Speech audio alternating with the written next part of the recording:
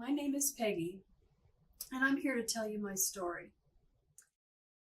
I grew up in a Christian home. I was the oldest of 4 children, and I had a very loving relationship with my father, but my mother not so much. She was very wounded, but because of her woundings and her anger, she often took out her anger and her judgment on me, especially. And so we had a very tumultuous relationship. I would have to say we didn't really have a relationship. I was a little bit of a smart aleck, and my dad came home one day and my mom talked to him. She was very jealous of the relationship I had with my father. We were very close. And he took me into the living room and he slapped me so hard it knocked me to the ground. Not only was I stunned, but I could see the stunned look in his face.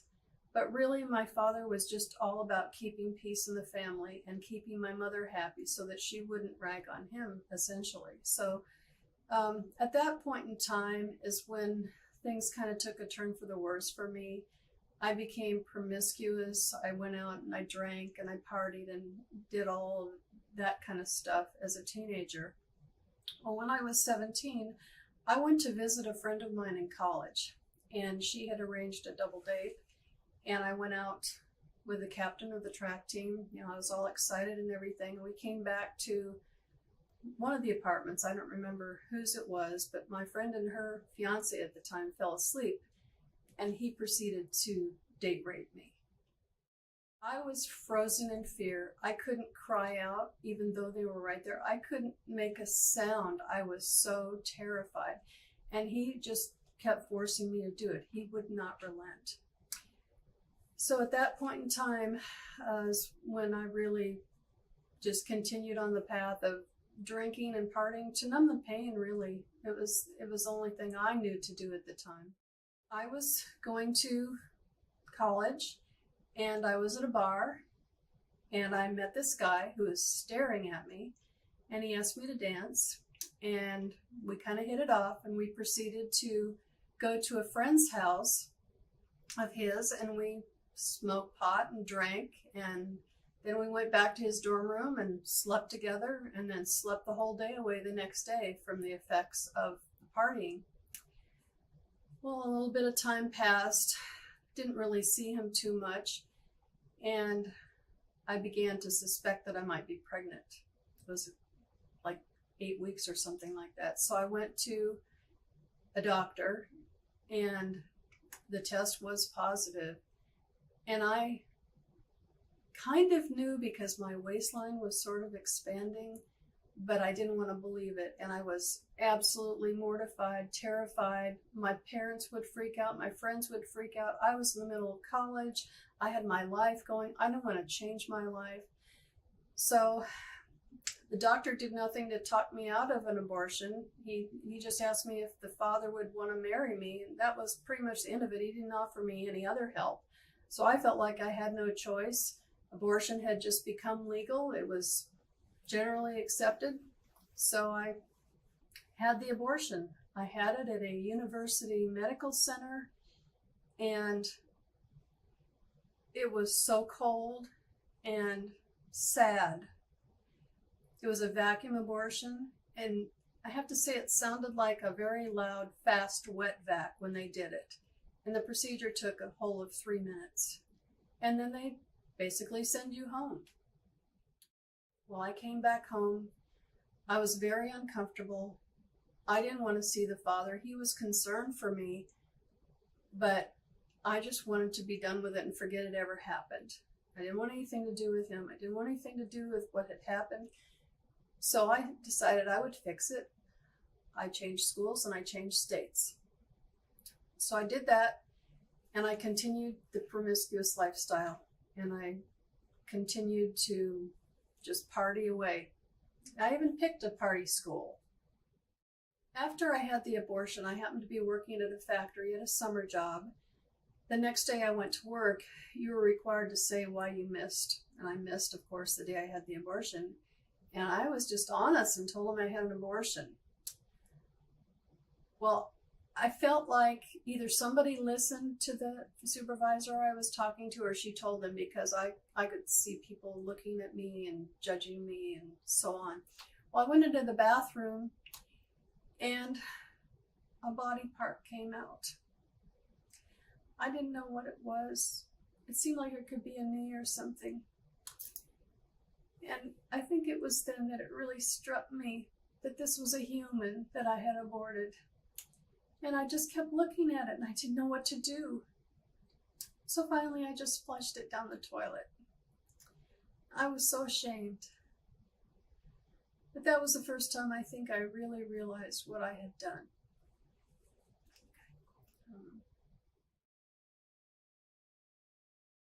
I ended up going to graduate school. And when I was in graduate school, I had since reconciled with my father. And we had been seeing each other at church occasionally, and I had ended up at church the same time as he did, and his hair had turned completely white, and we kind of sat together. And then he told me they were going to take a vacation to Canada. They were kind of going with this cultish religious group. Really wasn't excited about it, but he showed me a list of his assets. He had me come over and go over everything. Well, after they got to Canada, he had a massive heart attack. And those were the days when they didn't have bypass surgery, so he did not survive. And I was so angry at my mother because she would not let me come and see him. So I didn't get to say goodbye. I ended up writing a goodbye letter many years later, but I didn't get to say goodbye to my best friend.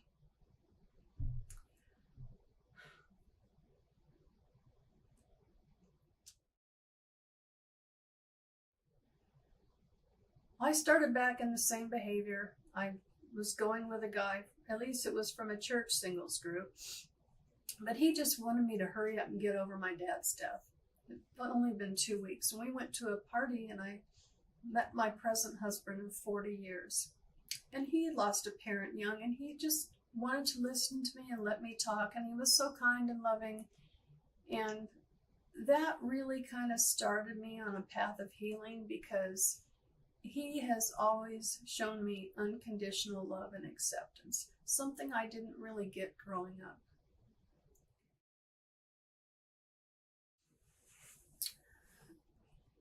So my husband and I didn't start dating right away. I was still dating this other guy.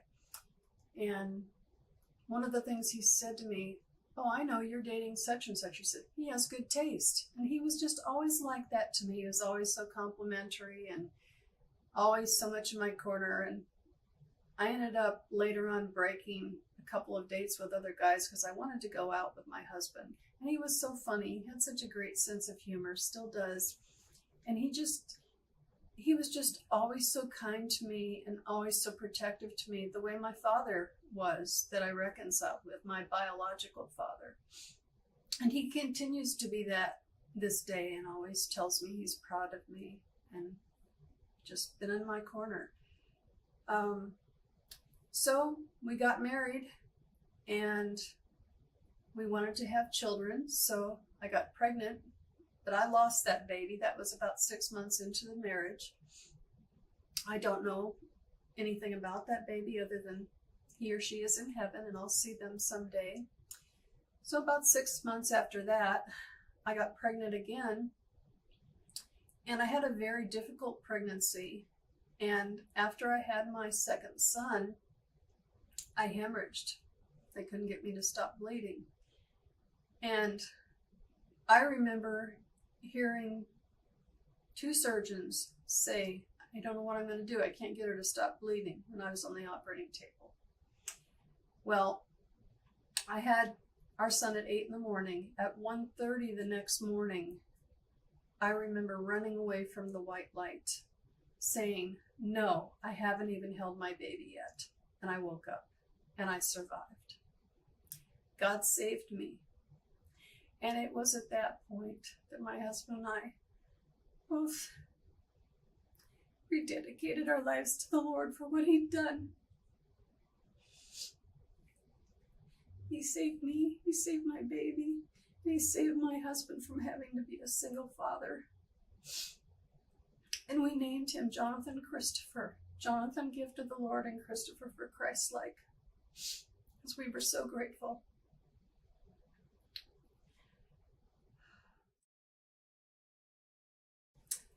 I decided I wanted to give back for all that God had done for me. And I wanted to go do counseling at a pregnancy center. So I did. I was really angry because they wouldn't let me do it until I took a 12-week Bible study for post-abortive women. Well, it was good because I didn't realize how much anger I was steeped in. And really through the Word and through just being with another group of ladies, God healed all that, took me through forgiveness and the depression, all of these emotions. Really, you have the same emotions that you do with any grief of a loved one dying that you have to go through. And when women have an abortion, they don't do that. They just stuff it away. So I got to go through that, and at the very end, I saw my daughter, Alicia, which means God saves. Blonde hair, sitting on the ground in a little strawberry flowered pinafore dress, blue eyes, looking up at me, smiling, so happy, about 3 years old. In our last class, we all went into the parking lot and we released balloons as a symbol of letting our children go.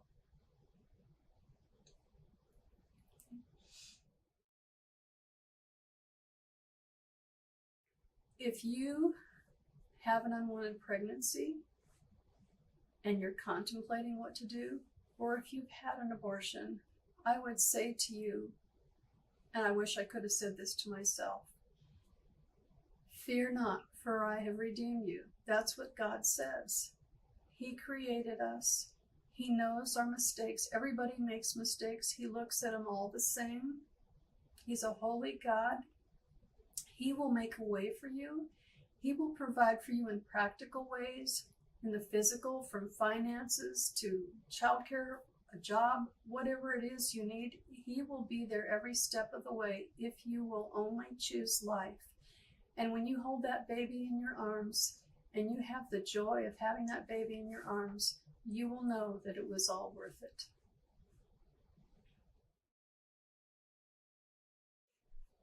The times I really miss having Alicia around is during the holidays.